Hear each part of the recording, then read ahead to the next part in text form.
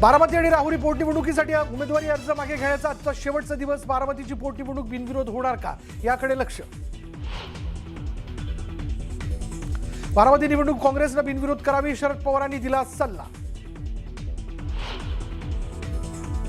पार्थ पवार घेणार राज्यसभा सदस्यत्वाची शपथ. उपमुख्यमंत्री सुनेत्रा पवार, सुनील तटकरे, प्रफुल्ल पटेलही राहणार उपस्थित. मधुकराचा आणखी एक कारनामा समोर. आपल्याच भक्तांवर बोगस अधिकाऱ्यांकरवी छापेमारी करून उकळत होता पैसे. मधुकराची आज तिसऱ्या गुन्ह्यात सुनावणी. गर्भवती महिलेवर अत्याचार प्रकरणात होणार सुनावणी. पोलीस कोठडीसाठी एसआयटी करणार युक्तिवाद. नाशिकमधील आयटी कंपनीमधील लैंगिक शोषण प्रकरणात आरोपींची धक्कादायक मोडस ऑपरेंडी समोर. नवीन जॉईन झालेल्या महिलांवर दबाव टाकून करत होते शोषण. इस्रायलचा लेबनॉनवर आतापर्यंतचा सर्वात मोठा हल्ला. 300 पेक्षा जास्त लोक ठार झाल्याची भीती. लेबनॉनवर हल्ले थांबले नाहीत तर इस्रायलवर हल्ला करण्याची इराणची धमकी. लेबनॉनवर झालेल्या हल्ल्यानंतर इराणनं होर्मुझ पुन्हा केलं जहाजांसाठी बंद. विना परवानगी गेल्यास जहाज उडवून देण्याची धमकी.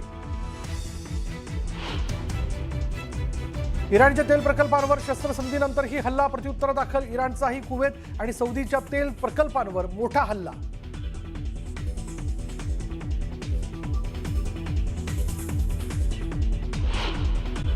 काँग्रेसचे हर्षवर्धन सपकाळ यांची पत्रकार परिषद थेट प्रक्षेपण. सरकारमध्ये आहे, तुम्ही तुमची अट त्यांना सांगितली का? त्याच्यावर त्यांचा काय रिप्लाय? नाही, आमची जी भूमिका आहे ती भूमिका सर्वस्कृत आहे.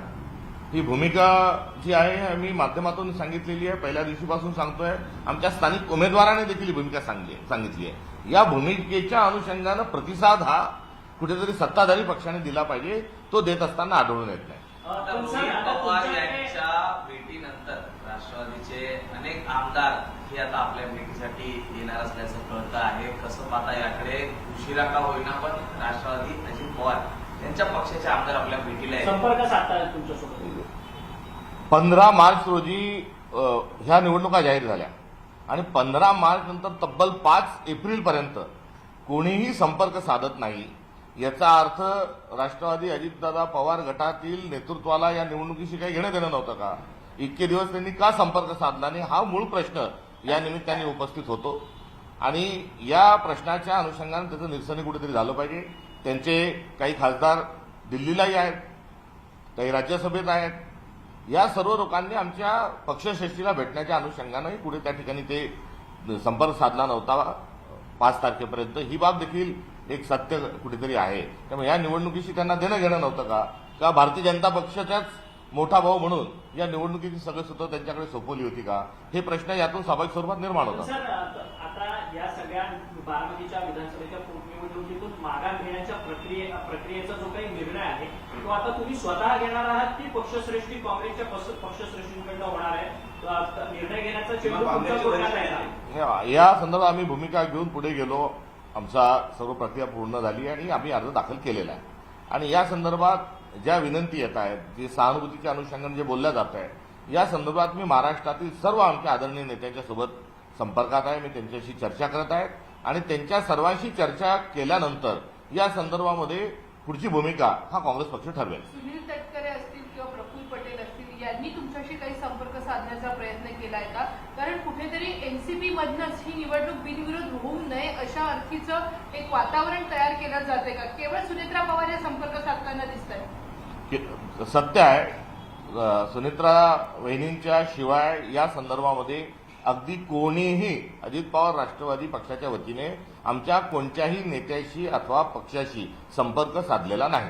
सुनेत्रा पवार एकीकडे आपल्याकडे फोन करतात, मात्र दुसरीकडे पार्थ पवार यांनी केलेलं विधान हे देखील विसरून चालणार नाही. त्यावरती काँग्रेसची आत्ताची भूमिका नेमकी काय असणार?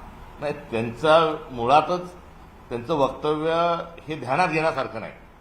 त्याच्यामुळे त्यांचं वक्तव्य हे निराधार आहे आणि ते प्रगल्भतेच्या मापदंडात आता गेलेलं असल्यामुळे त्यांच्या वाक्याच्या संदर्भात त्यांना आज, उद्या, परवा कधी ना कधी पश्चाताप झाल्याशिवाय राहणार नाही. हीच या निमित्तानं त्यांना माझी शुभेच्छा आहे. पार्थ पवार यांच्या वक्तव्यामुळे तुम्हाला असं वाटतंय का की कोणी त्यांना चुकीच्या पद्धतीनं काही गोष्टी सांगत असतील किंवा काही गैरसमज निर्माण करण्याचा प्रयत्न करताय? पार्थ पवार हे कोण आहेत तर ते अजितदादांचे पुत्र आहेत. त्यामुळे अजितदादांची लिगसी त्यांच्याजवळ आहे. आणि या अनुषंगानं त्यांनी त्याचा निर्वाह करत असताना सर्व गोष्टीची जाण आणि भान ठेवली पाहिजे. आता ते कोणाचं ऐकतात, काय ऐकतात, कशामुळे झालं हे तपासणं काही काँग्रेस पक्षाचं काम नाही. आणि ते आमच्या पक्षाशी दुरान्वय त्यांचा संबंध नसल्यामुळे ते असे का बोलले, का नाही बोलले या गोष्टींच्या संदर्भात मला कोणती माहिती नाही. मात्र ते भारतीय जनता पक्षाच्या सोबत राहून आता वेगळेच आणि म्हणजे निराधार आणि कुठल्याही प्रकारचं संदर्भ नसणारे वक्तव्य करण्याच्या अनुषंगाने त्यांचा प्रवास चालत असताना परंतु दिसतो. आता बारामती पोटनिवडणुकीतून माघार घेण्यासंदर्भात त्यांच्याकडे विनंत्या सगळ्या होताना पाहायला मिळतात. परंतु दुसरीकडे राहुरी देखील पोटनिवडणूक लागली आहे. तिथं देखील सेम परिस्थिती आहे. शिवाजीराव कर्डिले यांचं निधन झाल्यानंतर सहानुभूतीची लाट आहे. तिथं देखील अक्षय कर्डिले बरोबर आहे. उमेदवारी त्यांनी दाखल केली आहे भाजपमध्ये. मग तिकडे देखील आता राष्ट्रवादी काँग्रेस शरदचंद्र पवार पक्षाचा उमेदवार आहे. मग त्यांनी देखील माघार घ्यावी का या सगळ्या निवडणुकीतून? कारण की एकाला एक नाही, ही या निमित्तानं एक या सर्व एका नवीन सभ्यता स्थापित करण्याच्या एक संस्कृती घेऊन जाण्याच्या अनुषंगाने चर्चा होते, ही चांगली बाब आहे. मात्र आपण जर या 2 निवडणुका वगळून मागच्या 5 निवडणुकांकडे गेलो तर कुठेही अनपोज झालेली नाही. त्यामुळे भारतीय जनता पक्ष सोयीचं बोलणं हे कुठेतरी टाळावं आणि या संदर्भामध्ये पक्षाच्या पलीकडे जाऊन कुठेतरी विचार करण्याची आवश्यकता आहे. सोयीचं वागणं हा भारतीय जनता पक्षाचा स्वभाव झालेला आहे, हे यातून सिद्ध होत आहे. अवघे काही तास उरलेले आहेत. नेमकं आता कुठल्या वरिष्ठांशी चर्चा करायची बाकी आहे? काँग्रेसचा निर्णय कधीपर्यंत आम्हाला कळणार? नाही, आज कालपासून या संदर्भामध्ये आमच्याकडे विनंती येत आहे. आम्ही आमचा उमेदवार तिथे ठामपणे उभा आहे. उमेदवार किती सक्षम आहेत आणि वैचारिक भूमिकेतून आणि काँग्रेसशी किती निगडीत आहे हे आपण सर्वांनी बघितलं आहे. आता या नवीन सर्व येत असणाऱ्या या विनंतीच्या अनुषंगानं मला महाराष्ट्रातील आमच्या सर्व नेत्यांशी चर्चा करणं हे आवश्यक आहे आणि त्यांच्याशी चर्चा केल्यानंतर त्यांचा या संदर्भातली जी भूमिका आहे, भावना आहे, ही एकत्रित स्वरूपात आम्ही ठरवू आणि त्यानंतर आम्ही आमच्या वरिष्ठांशी चर्चा करून या संदर्भामध्ये पुढे जाण्याच्या अनुषंगानं निर्णय घेऊ. कधीपर्यंत हा विजय तुम्ही स्पष्ट बोलता, मात्र एकंदरीत वरिष्ठ नेत्यांसोबत चर्चा करून तुमच्या काँग्रेस उमेदवाराच्या ज्या अटी होत्या नामांकन अर्ज दाखल करताना आज 3 वाजतापर्यंतची मुदत आहे माघारी. तुम्हाला काय वाटतं चित्र? ह्या निवडणुकीला लढण्याकरता, सामोरं जाण्याकरता आम्ही तयार आहोत. निवडणुकीच्या लढण्याच्या अनुषंगानं कुठल्याही प्रकारची अडचण नाही. आमचा उमेदवार सक्षम आहे. त्या ठिकाणी सर्व आमचे नेते जाऊन त्या ठिकाणी प्रचार करणार आहे आणि निवडणूक ही आम्ही वैचारिक पातळीवर वैचारिक भूमिका घेऊन आम्ही निवडणूक लढतोय आणि ती निवडणूक लढत असताना आमच्याजवळ कुठला आविर्भाव नाही. आम्ही काही कुठल्या अहंकारात बोलत नाही. आमची लढण्यामागची जी भूमिका आहे ही कुठे खोड घालणं, कुठे खोडसाळपणा करणं ही नाही. एक वैचारिक भूमिका घेऊन आम्ही लढण्याच्या अनुषंगाने आमची पूर्ण तयारी झालेली आहे. लढण्यासाठी आम्ही पुढे जाते आहोत. मात्र या संदर्भात येत असणाऱ्या आमच्याकडे ज्या विनंती आहेत त्या विनंतीच्या अनुषंगानं त्याच्यावर पक्षात चर्चा करून येणं हे आवश्यक आहे आणि त्याच दृष्टिकोनातून आम्ही चर्चा करत आहोत. पण बिनविरोध ही जी काय मालिका सुरू ठेवलेली आहे या सगळ्या संदर्भात, या विधानसभेच्या पोटनिवडणुकीच्या संदर्भात, ही मुळात नेमकी का उद्भवली गेलेली आहे? कारण की लोकशाही आहे भारतात, त्यामुळे कोणी कुठेही जाऊन निवडणूक लढवू शकतं आणि हा लोकशाहीने दिलेला, संविधानाने दिलेला अधिकार आहे. हा खरं तर हिरावून घेण्याचा प्रयत्न या सत्ताधाऱ्यांकडनं होतोय का? एक बारामतीतही काँग्रेसच्या संदर्भामध्ये अशा स्वरूपामध्ये बोटं दाखवणं हे कुठेतरी चुकीचं आहे. कारण एकूण 53 अर्ज दाखल झालेले आहेत आणि त्यामध्ये त्या इतर अर्जाच्या अनुषंगानं कोणी बोलायला तयार नाही. हरकत नाही. मूळ मुद्दा हाच आहे की या निवडणुकीला बिनविरोधचा एवढा जोरात जो पुळका या शब्दाचा जो भारतीय जनता पक्षाला आला आहे त्या अनुषंगानं मला एवढंच सांगायचं आहे की आपण एक पॅटर्न महाराष्ट्रामध्ये जो लागू केला अनपोजचा, त्याचा आम्ही दुसऱ्या बाजूला निषेध करतो आहोत. कारण नगरपालिका, महानगरपालिका, जिल्हा परिषद यामध्ये आपण पैसा फेक, तमाशा देख, पैसे देऊन लोकांना विड्रॉल करायला लावले. लोकांना अर्ज भरलेल्यांना आपल्या पक्षात घेतलं. कुठे गुन्हे दाखल करू अशी धमकी दिली. कॉलर पकडून विड्रॉल करायला लावले. अशा वेळेस संपूर्ण महाराष्ट्रामध्ये जे माध्यमं असतील, जी वरिष्ठ साहित्यिक असतील, सामाजिक कार्यकर्ते असतील, विरोधी पक्ष असतील, या सर्वांनी जेव्हा तिकीटं धरून उठवलं तेव्हा जे महाराष्ट्राचं जे भान आहे ते या ठिकाणी स्थिरावलं होतं की निवडणुका झाल्या पाहिजे आणि त्या निकोप वातावरणामध्ये निवडणुका खेळीमेळीच्या वातावरणात झाल्या पाहिजे.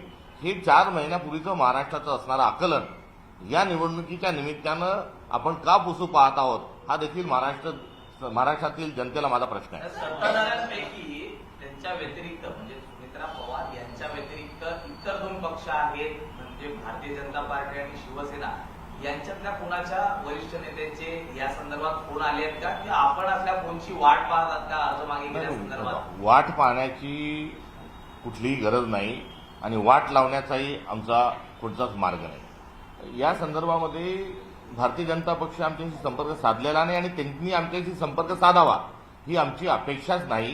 किंबहुना त्यांच्यामध्ये तेवढी नैतिकता आणि तेवढी हिंमत ही भारतीय जनता पक्षात उरलेली नाही. या देशाचे पंतप्रधान हे संसदेमध्ये येऊन बोलत नाही. त्यांना सिलेंडर म्हणण्यापर्यंतची वेळ आज विरोधकांवर आणि देशवासियांवर आलेली आहे. तर भारतीय जनता पक्ष यामध्ये काही फोन करेल, पहल करेल, ह्या त्यांच्या वल्गना आहेत. ते करणारच नाही आणि त्यांनी कराव्या ही त्यांच्याकडून आमची अपेक्षाही नाही. जर तुमचा महाविकासचा घटक नेत्याला- पक्ष असणारी शिवसेना मात्र या बारामतीच्या निवडणुकीबाबत कोणतीही भूमिका घेताना पाहायला मिळते. एकीकडे रोहित पवार राष्ट्रवादीच्या वतीने तुमच्याशी संवाद साधतात. शिवसेनेची नेमकी भूमिका त्यांनी स्पष्ट केली का तुमच्यासोबत? आमची वाटाच्या संदर्भात या संदर्भात कुठे चर्चा झाली नाही. आमच्या नेत्यांनी त्यांच्याशी संपर्क साधावा असं आमच्या बैठकीमध्ये हे ठरलेलं होतं. मात्र यामध्ये आम्ही जे पुढे जात आहोत तर इंडिया अलायन्सचा एक घटक पक्ष, मवईचा एक घटक पक्ष या नात्यानं या निवडणुकीमध्ये वैचारिक भूमिका घेऊन पुढे गेलं पाहिजे ही असणारी आमची मूळ भूमिका होती. वरिष्ठ नेत्यांसोबत चर्चा झाल्याच्या नंतर माघारीचा निर्णय किंवा आतापर्यंत अपेक्षित आहे जर झाला तर? तो आता चर्चा ही एक विशिष्ट परिस्थितीमध्ये चर्चा संपन्न करण्याची प्रक्रिया सुरू केलेली आहे. सर्वांचे नेत्यांचे आमचं मत काय आहे ते जाणून घेऊन या संदर्भात पुढील भूमिका ठरवल्या जाईल. हो, हो, होईल. सर, पण एकूणच जर FIR संदर्भात तुम्हाला ग्वाही देण्यात आली तर या संदर्भात सकारात्मक निर्णय होईल असं वाटतं? FIR दाखल करण्याची आमची मागणी ही कायम आहे आणि या मागणीच्या करण्याची वेळ आली हे एकंदरीत महायुतीचं अपयश आहे आणि काँग्रेसने या संदर्भामध्ये गुन्हे जे आहेत हे कर्नाटकमध्ये दाखल केलेले देखील आहेत. आता महाराष्ट्राने करावा हा असणारा आमचा मुद्दा कुठेतरी आहे, राहील. आज रोहितदादा जे आहेत हे कर्नाटकमध्ये पोलिसांना आणि तिथल्या गृहमंत्र्यांना आणि तिथल्या प्रशासनाला भेटायला देखील गेलेले आहेत. त्यामुळे आम्ही आमच्या मागणीचा पाठपुरावा पक्ष म्हणून देखील पुढे करणार आहोत. आश्वासनांवरतीच भागेल की आम- सर FIR शिवाय मार्ग आमच्या आश्वासनाचा किंवा काय ज्या सरकारवर आमचा विश्वासच नाही आणि जे सरकार आश्वासकच नाही त्यांच्याकडून आश्वासन काय घ्यायचं. त्यामुळे हा कुठेतरी एका सहानुभूतीचा दीर्घकाळ अजितदादा हे काँग्रेससोबत होते. त्यांच्या मृत्यूने एक महाराष्ट्राने एक फार मोठा नेता गमावला आणि अशी हळहळ व्यक्त होत असतानाच्या पार्श्वभूमीवर आमच्याशी संपर्क साधला जात आहे. शरद पवारांनी आताच विधान केलेलं आहे की खरं तर काँग्रेसला बोलून सल्ला देईन की ही सगळी निवडणूक जी आहे ती बिनविरोध करावी अशा पद्धतीची विनंती करेन, सल्लाही देईन असं त्यांनी माध्यमांशी बोलताना थोड्या वेळापूर्वी सांगितलं. तो त्यांचा अधिकार आहे. प्रवीण तोगडे आहेत हिंदू परिषदेचे, त्यांनी एक वादग्रस्त विधान केलेलं आहे. त्यांनी म्हटलं की राम मंदिर बनवलं त्याच पद्धतीनं लोकसंख्या नियंत्रण कायदा बनवला, भारतात मुस्लिमांची संख्या वाढू देणार नाही अशा पद्धतीचं वादग्रस्त वक्तव्य त्यांनी केलं. या निमित्ताने ते RSSचे आणि विश्व हिंदू परिषदेचे नेते होते हे देशाला कळलं. मात्र सातत्याने त्यांचे पंख छाटण्याचं काम हे देशाच्या पंतप्रधान नरेंद्र मोदींनीच केलेलं आहे. याची देखील आपसूक आठवण या निमित्तानं कुठेतरी झाली. एकेकाळात डॉक्टर प्रवीण तोगडियाजी जे आहेत हे एक फायर ब्रँड नेते होते. मात्र ते असतील, अशोक सिंगल असतील, हरेन पांड्या असतील आणि या काही जोशी असतील, या सर्वांचं नरेंद्र मोदींनी केलेलं जे कांड आहे त्याची आठवण जनतेला या निमित्तानं येईल. एकनाथ शिंदे हे त्यांच्या मंत्र्यांवरती नाराज आहेत. दादा भुसे, संजय शिरसाट, गुलाबराव पाटील, प्रकाश आंबेडकर यांच्या कार्यपद्धतीमध्ये असमाधान कारक आहे. आपण महाराष्ट्रात एकनाथ शिंदेवर नाराज आहे त्याचं काय? नाशिकमध्ये एक लव्ह जिहादचा प्रकार घडलाय. 8 जणांनी या प्रकरणी अटक केली आहे. एका तरुणीचं धर्मांतरण केलं. त्या प्रकरणाची सत्यता पडताळून त्यावर जे सत्य असेल त्यानुसार कारवाई झाली पाहिजे. थँक्यू.